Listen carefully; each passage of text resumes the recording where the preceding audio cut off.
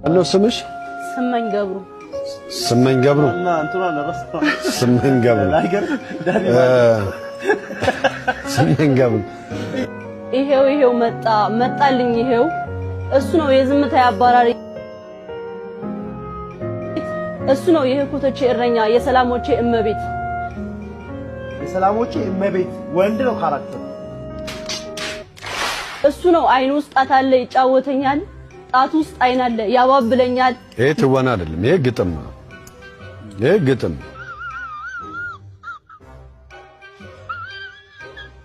እኔም አልነገርኩት ሚስጥሩን አላውቅም።